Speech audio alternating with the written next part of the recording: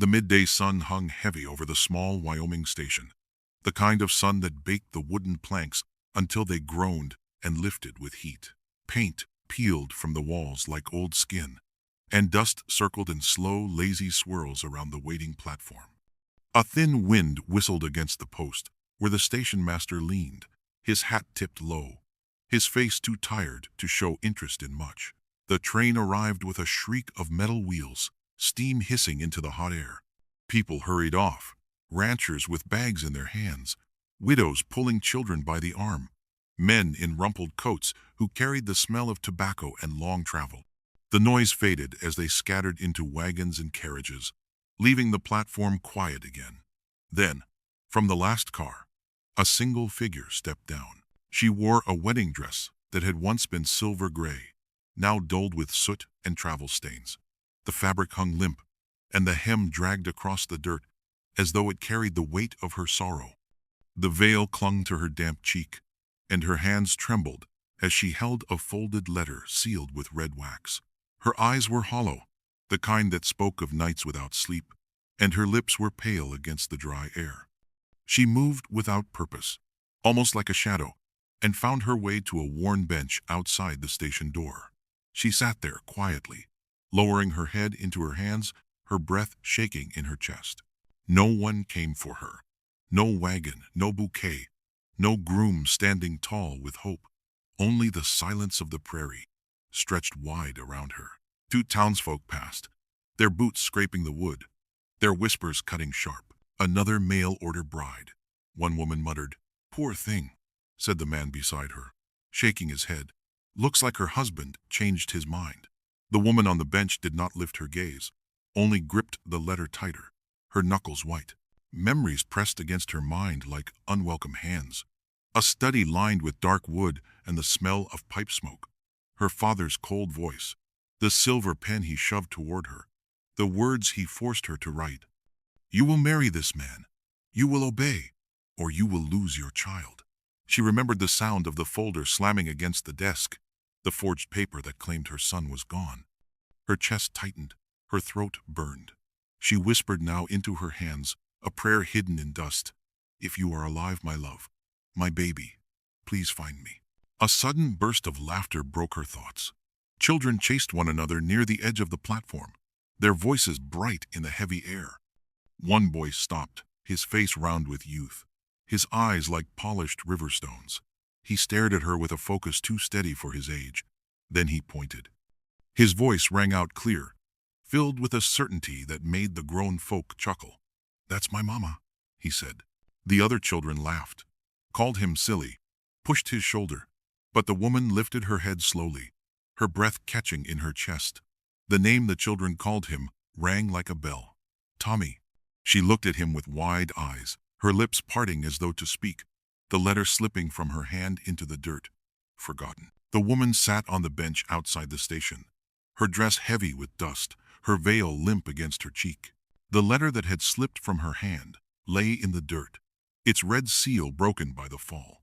She stared at the ground, as if it could answer the ache that twisted inside her. Around her, the platform was almost empty now. Only the sounds of distant wagon wheels and a few voices fading into the prairie air. The sun pressed down hard, and still she did not move. The sudden laughter of children carried across the open space, light and bright against the silence. She lifted her head, her eyes searching.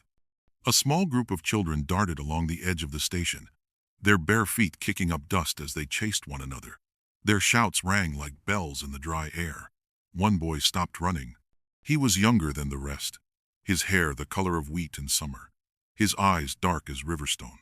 He had been laughing, but the moment his gaze fell on her, he grew quiet. He stood still, staring at her, with a seriousness far older than his years. Then his hand lifted, his small finger pointing straight at her. His voice rose with a clarity that cut through the chatter of the platform. "That's my mama," he said. The other children burst into laughter. One girl tugged at his arm. "She's not your mama, Tommy," she teased. "She's just some lady." Another boy pushed his shoulder, calling him foolish. But Tommy did not look away. His face was steady, his eyes locked on the woman in the torn wedding dress. Her breath caught. The sound of that name rang in her ears like a church bell. Tommy. She whispered it without meaning to, the word trembling from her lips. Slowly, she rose from the bench, her legs unsteady beneath her. The dust clung to her skirts as she stepped closer. The children quieted, watching with curious eyes. The woman stopped a few paces from the boy, her hands shaking, her throat tight. Tommy, she said again, this time louder, her voice fragile but sure. The boy tilted his head, his brow furrowing in cautious wonder. My name's Tommy, he answered, his voice clear, though softer now. Between New York and Elwood, that's where I was born. Her heart pounded so hard she thought it might split her chest.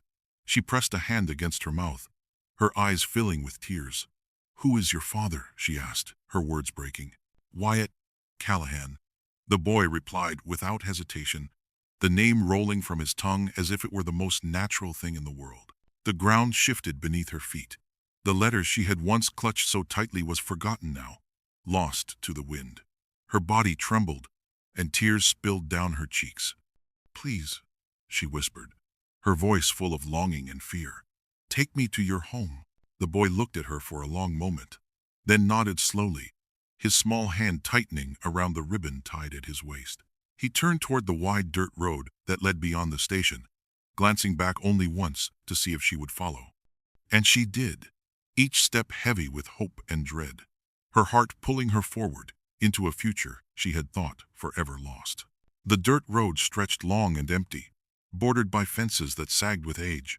The prairie wind carried the smell of horses and the faint sound of cattle lowing in the distance. Annalise walked behind the little boy, her worn dress dragging through the dust. Each step felt like it might be her last, yet her heart pushed her forward. She hardly dared to breathe, afraid that the fragile thread of hope tying her to this child and his words might break. The Callahan Ranch stood at the edge of the hills, its weathered boards gray from years of wind and Sunday. The barn leaned slightly to one side, the gates hung crooked, yet there was a strength to the place, a resilience carved into every post and beam. The boy pushed open the gate with both hands, the hinges groaning as though reluctant to move. He turned back toward her, his small face open and trusting.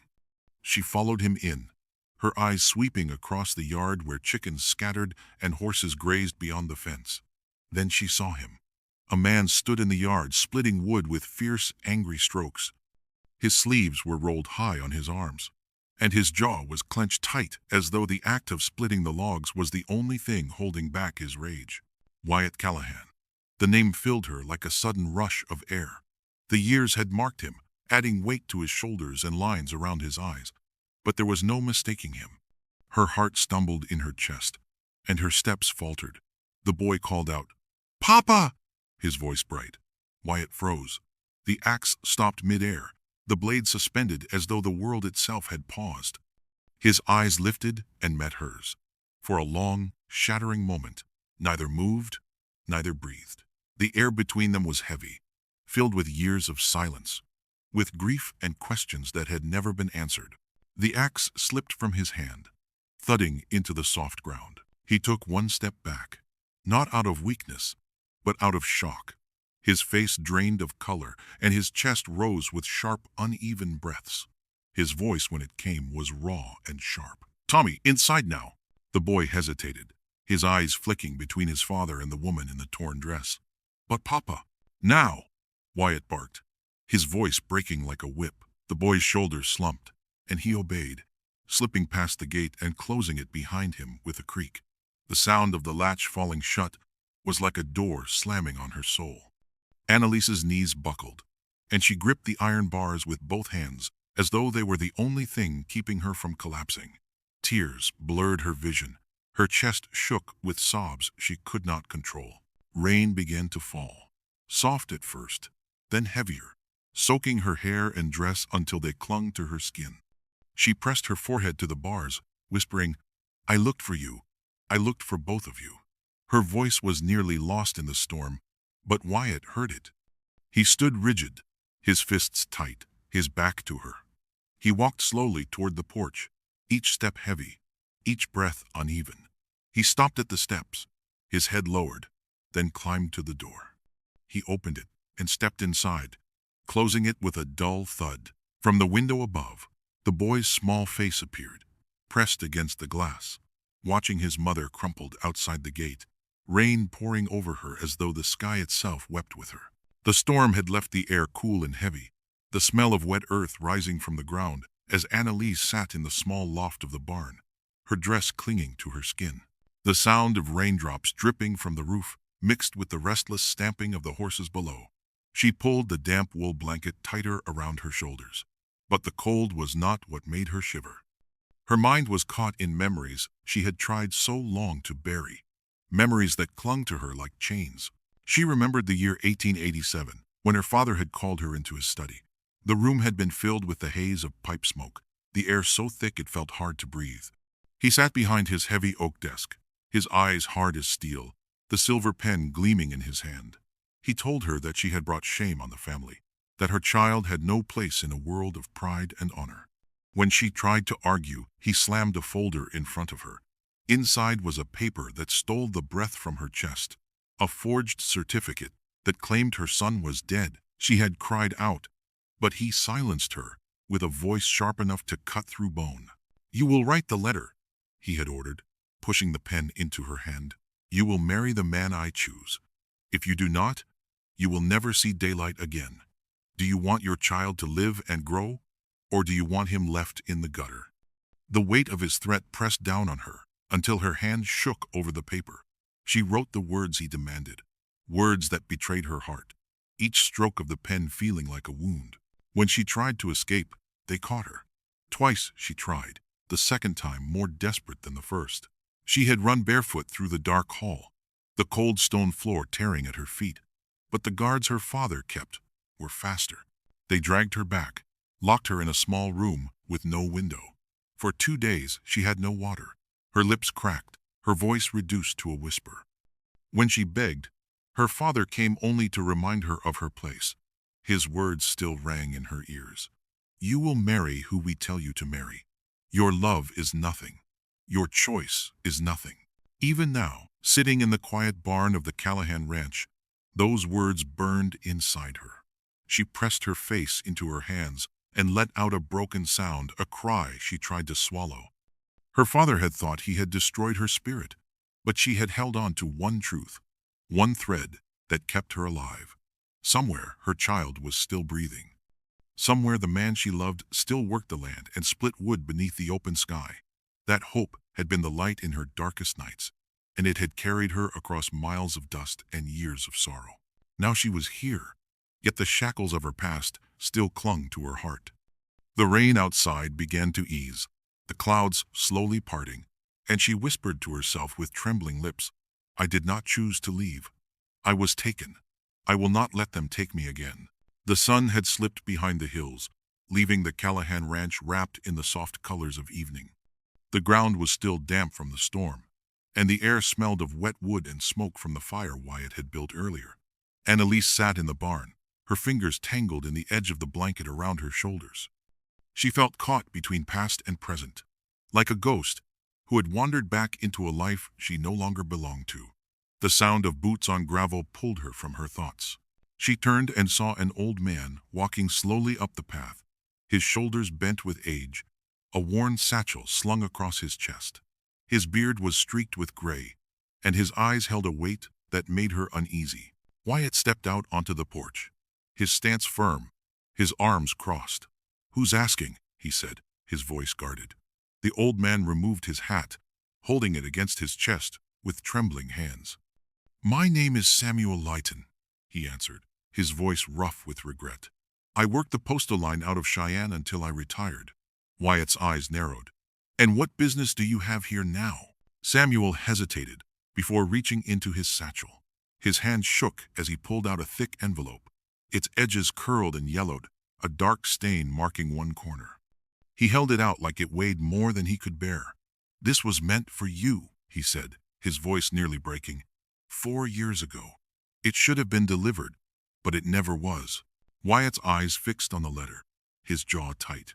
He stepped forward slowly, taking it from the man's hand as though it might burn him. The seal cracked brittle under his fingers, and he unfolded the paper inside. The handwriting was shaky but familiar, the words pulling him back to a time he had tried hard to bury. Wyatt, they are forcing me to marry a man I have never met. I am not free. I am not safe. Our son, please tell him, I never wanted to leave. I tried to escape and they beat me for it. They locked me away. If you get this, come for me. I will keep fighting, but I do not know how long I can hold on. I love you. I love our son. Forgive me, Annalise. The paper slipped from his hands, falling to the porch with a sound that seemed louder than it should have been. His breath caught, his chest heaving as the truth he had long denied broke open before him.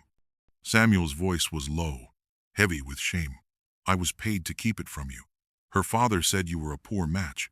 I told myself it was not my place, but it was. God help me, it was. Wyatt pressed a hand to the railing, his knuckles white. His eyes stung, but he did not look away from the letter, lying at his feet. For the first time in years, the wall of anger inside him began to crack. Behind him, the window lit with the faint glow of a lamp, and in its reflection, he saw Annalise standing there, her face pale with sorrow, her eyes filled with tears. The night had fallen heavy over the prairie, clouds pressing low and the sound of thunder rolling far off in the distance. Inside the small ranch house, the lamps burned low, their glow faint against the shadows that clung to the corners. Wyatt sat at the table, his hands folded tight, when a soft cry reached him from the back room. He was on his feet in an instant, his boots thudding against the worn floorboards. He pushed open the door and found his son twisting in his bed, his face flushed, his small body damp with sweat. "Tommy," Wyatt whispered, his chest tightening as he laid a hand against the boy's forehead. The heat was fierce, far too high. Panic clawed at him as Tommy stirred, moaning softly. Wyatt grabbed the cloth, dipped it into the basin of water, and pressed it against his son's brow. But the boy only whimpered, shivering under the weight of the fever. Wyatt's heart thudded in his chest. He had worked through storms and droughts, through years of loss, but nothing struck him down like seeing his boy weak and burning with sickness.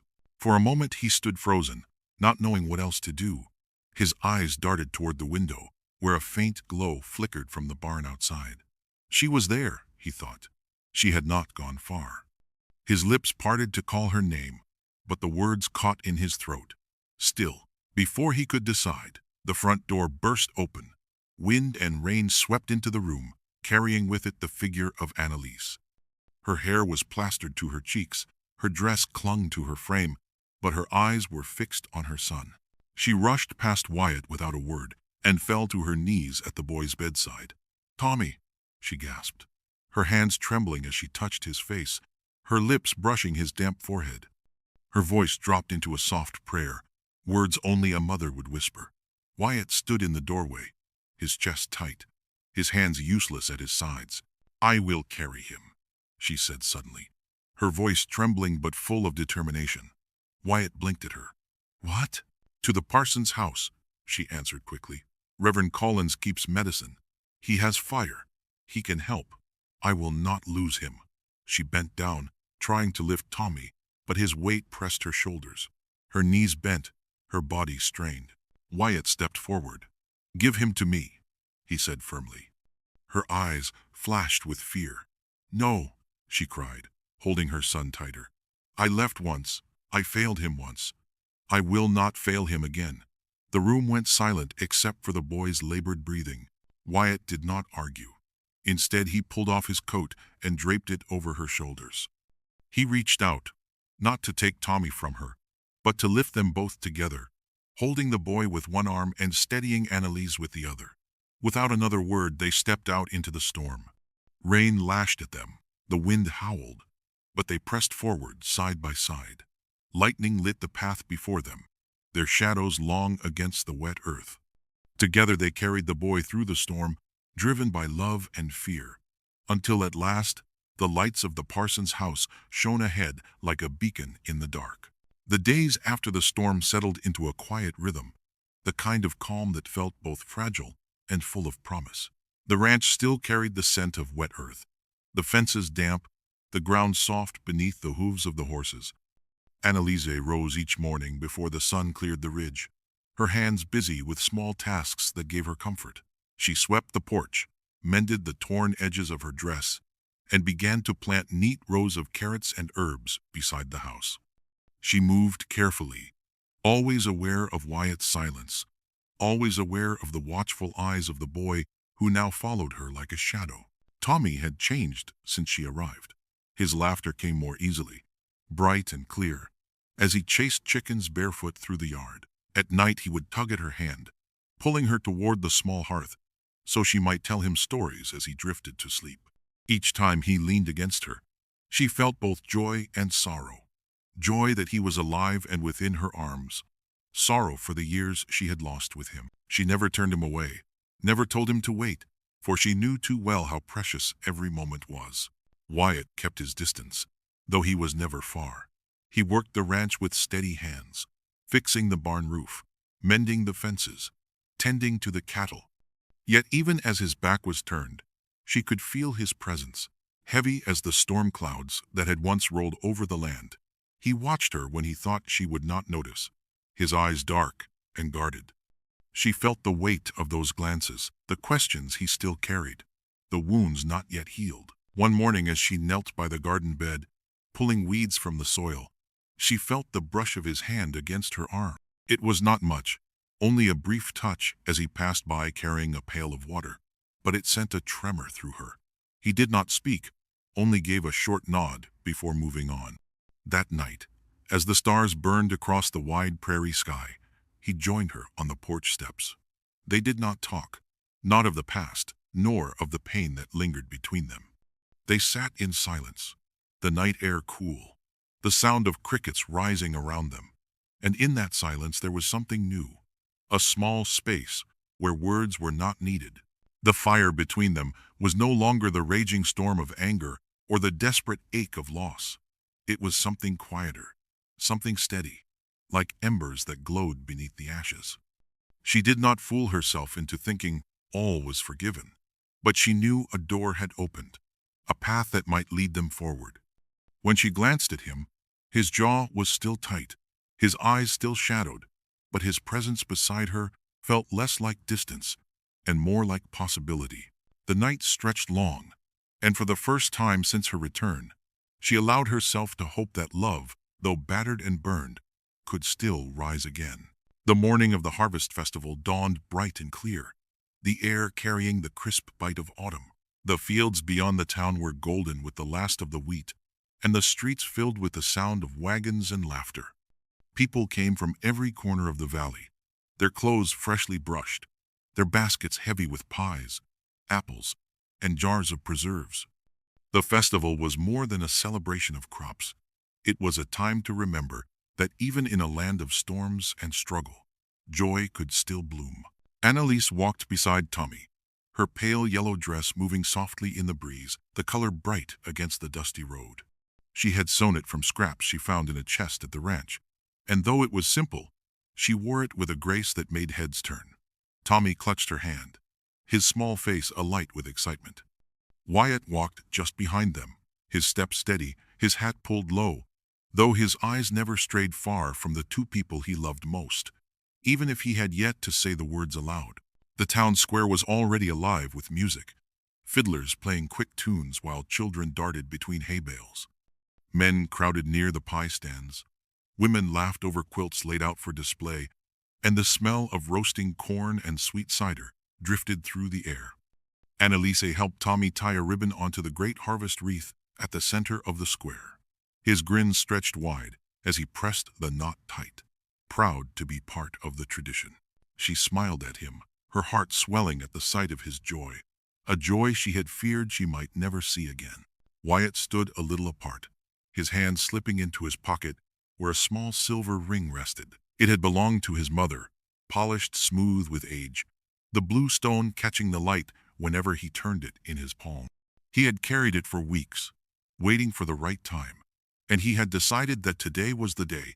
He would not let fear or pride steal any more years from them. As the fiddlers changed to a slower song, lanterns were lit across the square, casting the town in a warm golden glow. Couples began to dance, boots scuffing the dust in time with the music. Tommy tugged at Annalise's hand, pulling her toward the rhythm, and she laughed, letting him spin her in a clumsy circle. Wyatt's eyes softened as he watched them, the sight burning into him like a promise he had almost lost. He stepped closer, his heart pounding, ready to speak, ready to offer the ring and the vow he should have spoken long ago. The crowd's laughter swelled, the lanterns swayed in the evening air, and hope shimmered around them like sunlight on water. For the first time in years, Wyatt allowed himself to believe that love could be renewed, that a family once torn apart could stand whole again. He placed his hand over the ring in his pocket, steadying himself, knowing the moment was near. The day of the harvest festival had been full of color and sound, lanterns glowing above the square, children running with ribbons, music spilling into the evening air. Annalise stood with Tommy near the great wreath, helping him pin a strip of cloth among the others. Wyatt watched them from a few steps away, his hand brushing the small ring in his pocket, his heart ready to speak the words he had carried in silence for too long. The moment felt light, as if years of sorrow might finally bend into peace. Then the sound of hooves cut through the laughter. A black horse rode hard into the square, scattering people as it skidded to a stop. The man who dismounted wore a long leather coat, his face marked by a jagged scar that ran from temple to jaw. His boots struck the ground with heavy steps, and his voice rang across the gathering. "I am looking for Annalise Whitmore," he called. The crowd fell quiet. Annalise froze, her eyes wide as the name hung in the air. The man's gaze swept over the townsfolk until it found her. He pointed, his face twisted with anger. "There, I have come to take back my wife." Gasps rippled among the people. Wyatt stepped forward at once, placing himself between the stranger and Annalise. His voice was steady, but sharp. "She is not your wife." The man sneered, his scar pulling tight. "She signed the papers. She belongs to me. Name's Doyle Crane, and her father arranged it proper." The letter was hers, written with her own hand. He pulled a folded document from his coat, holding it high for all to see. Annalise stepped forward, her voice clear though her hands shook. "I wrote that letter with a broken wrist and a knife at my throat. I signed because I had no choice. I was never your wife in heart or soul." Doyle's eyes flashed with rage. "You think you can shame me in front of them all? You think you can walk away?" He lunged, but Wyatt moved faster, his fist meeting Doyle's chest, pushing him back. The two men clashed, boots scraping on the dirt, fists swinging, the crowd shouting for them to stop. Dust rose around them as Wyatt slammed Doyle against the post, but Doyle struck back, blood showing at the corner of Wyatt's mouth. It was the Reverend and Samuel Layton, who pushed through the crowd, shouting. Samuel held up the yellowed letter he had delivered days before, his voice ringing with guilt and truth. "This woman was forced. I saw it and stayed silent, but not anymore. She never chose him." The Reverend added, "There is no claim here. What was done to her was no marriage." The sheriff arrived, his hand firm on Doyle's arm, pulling him away. "You come back to this town," he warned, "and you'll leave in a box." Doyle spat into the dirt but did not fight further. He was dragged away, his horse snorting as the square grew still again. Wyatt turned, his lips split, his knuckles raw, but his eyes burned with something unshakable. He reached into his pocket, pulled the small silver ring, and dropped to one knee before Annalise. His voice was hoarse but steady. "Nothing, no name, no paper will ever come between us again. I love you. Will you be my wife?" Tears ran freely down her cheeks as she whispered, "Yes." The town square was still humming from the clash that had just shaken it. Voices low as people gathered in small groups, their eyes wide with what they had seen. Dust lingered in the air where Wyatt and Doyle had fought, and the sound of the sheriff's horse faded into the hills as the stranger was taken away. Annalise stood trembling near the wreath, her hands pressed together as if holding her own heart inside her chest. The crowd was silent now, all eyes on her, and the man who stepped forward through the settling dust. Wyatt's lip was split and his knuckles raw, but he walked with the weight of a man who had just laid down years of anger. His eyes were fixed on her, and though his body showed the marks of the fight, His gaze carried a fire steadier than any wound could dim. He stopped before her, the ring held tight in his hand, and dropped to one knee. The square fell utterly silent, the lanterns swaying in the night air, children clutching their parents' hands, women holding their breath. Wyatt's voice came low, cracked with weariness but clear. Nothing, no name, no paper, will ever come between us again. I am not asking out of pity nor pride. I am asking because I love you, because we are already a family. Annalise, will you be my wife? Her hand flew to her mouth, tears streaming down her face. She had imagined this moment once, in younger years when her heart was unbroken, but never again after the long silence, the lies, the storms. Yet here he was, on his knees in the dirt, offering her not only a ring, but a chance to rebuild the life stolen from them. Her lips trembled as she whispered, "Yes." Then stronger, as if the whole prairie needed to hear, "Yes, I will." The crowd erupted, clapping, some wiping tears from their eyes. Tommy pushed through the legs of grown folk and ran to them, his small arms wrapping around both of them. Wyatt rose and pulled them close, his arms steady, his chest rising with relief and promise. The three of them stood together in the square, dust swirling around them like the settling of time itself. As the night wore on, the lanterns burned low, the fiddlers began to play again, and the townfolk drifted back to laughter and song. But Wyatt and Annalise stayed close, their hands never parting. They walked back to the ranch beneath a sky full of stars, Tommy skipping at their side. The road was dark, but every step carried a new weight, not of sorrow, but of hope. When they reached the porch, Wyatt paused, looking out over the fields stretching into the night. He took her hand again, the ring now resting on her finger, shining faintly in the moonlight. "It will not be easy," he said, his voice soft but steady, "but it will be ours. No more running, no more silence.